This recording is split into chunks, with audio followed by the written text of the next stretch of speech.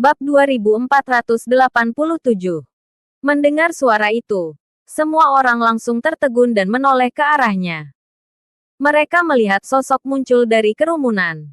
Pada saat mereka melihat jelas sosok tersebut, mereka semua langsung ternganga. Julio, Saka terkejut melihat dia. Kenapa kamu muncul lagi? Saat ini, semua orang juga merasa sulit percaya. Melihat Julio dan kemudian melihat Galeno. Bukannya seharusnya keluarga Dinata dan Saka adalah musuh bebuyutan. Namun, kenapa? Julio menatap Saka dan berkata sambil tersenyum. Aku dengar kamu diserang lagi. Jadi aku datang untuk membantumu. Apa yang dimaksud dengan lagi? Ketika Saka hendak bertanya, Galeno justru marah besar. Anak durhaka. Untuk apa kamu datang ke sini? Segera kembali. Julio meliriknya dan berkata, Ayah, kamu harus mengerti. Yang sedang kamu hadapi sekarang adalah leluhur pendiri keluarga Dinata yang baru. Secara tingkatan keturunan, setidaknya kamu harus memanggilku Kak Julio. Keluarga Dinata yang baru. Kak Julio. Semua orang bingung. Saka juga terkejut melihatnya.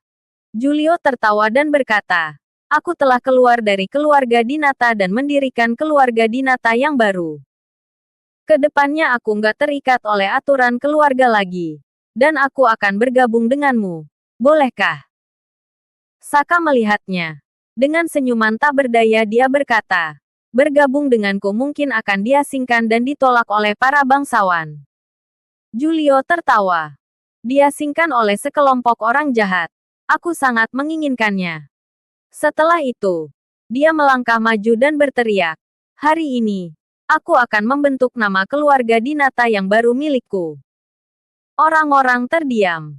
Wajah Roni tampak marah dan berkata, Pak Gelano, tolong jaga anakmu baik-baik. Jangan biarkan dia mempermalukan diri di sini. Baik, ujar Gelano. Gelano terlihat sangat marah. Menatap Julio dan berkata dengan marah, Anak durhaka, kalau kamu berani membuat keributan lagi, aku akan. Tanpa menunggunya selesai bicara, Julio sudah mendengus dingin dan berkata, Jika kamu suka melayani orang bodoh itu, silakan lakukan sendiri. Jangan bawa-bawa aku. Dan juga. Julio tiba-tiba berteriak, panggil aku Kak Julio mulai sekarang. Tidak patuh dan tidak berbakti. Gelano hampir muntah darah karena marah. Melihat orang-orang di seberang, Saka tiba-tiba berkata, Aku menerima niat baikmu. Tapi kamu pergi dulu. Biarkan aku saja yang menghadapi mereka. Julio mencibir dan berkata, Nggak perlu banyak omong kosong. Karena aku sudah maju di sini. Itu berarti aku akan menanggungnya bersamamu. Saka mengerutkan keningnya karena merasa khawatir. Gelano justru tersenyum dengan acuh tak acuh. Tenang saja. Aku nggak akan menghambatmu. Hari ini aku akan menunjukkan nama besar keluarga Dinata yang baru milikku. Baik, baik. Jika kamu memang ingin mencari mati, aku nggak akan peduli. Semuanya terserah padamu. 11. Roni berkata dengan marah. Aku ingin melihat apakah kamu bisa bertahan dari serangan ini atau enggak. Akan kuhancurkan kekuatan yang hanya ada 2 orang hari ini. Lanjutnya, Duar.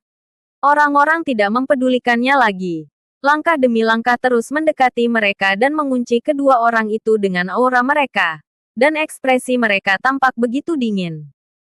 Namun, pada saat ini, tiba-tiba terdengar suara tawa dingin. Siapa bilang kekuatan ini hanya terdiri dari 2 orang? Apakah aku bukan manusia? Setelah mendengar perkataan itu, kini terlihat sosok wanita yang anggun keluar dari kerumunan. Dengan senyuman di wajahnya, dia memandang Saka dan berkata, Kak Saka, kamu dikerumuni lagi, ya? Weni. Saka memandangnya dengan agak terkejut. Kenapa kamu juga? Saka selalu tidak mengungkapkan identitasnya kepada Weni. Karena dia takut jika terjadi bahaya, Weni akan terlibat. Namun, tidak disangka dia tetap terlibat. Kak Saka, kamu telah membantu kami berkali-kali. Kini giliran aku yang bantu kamu kali ini, ujar Weni. Weni tersenyum tenang dan kembali berkata, Leoni nggak datang bukan karena dia lupa budi, tapi karena dia pergi mencari teman lamanya. Kelak dia akan datang untuk membantu Kak Saka. Saka melihatnya dan dengan senyuman pahit dia berkata, tempat ini sangat bahaya. Kak Saka, jangan khawatir. Meskipun kekuatanku lemah, dengan adanya aku di sini, kalian gak akan mati meskipun terluka parah, ujar Weni. Weni tersenyum. Dirinya sudah bertekad dan tidak akan mundur. Apakah satu persatu dari kalian datang untuk mati? Ujar Roni. Melihat orang-orang itu, Roni mendengus sinis. Tiba-tiba dia melihat ke arah Weni dengan tatapan berkilau. Jika dirinya bisa memanfaatkan kesempatan ini untuk menangkap Weni, ini mungkin bukan ide yang buruk. Dia selalu teringat resep obat Weni.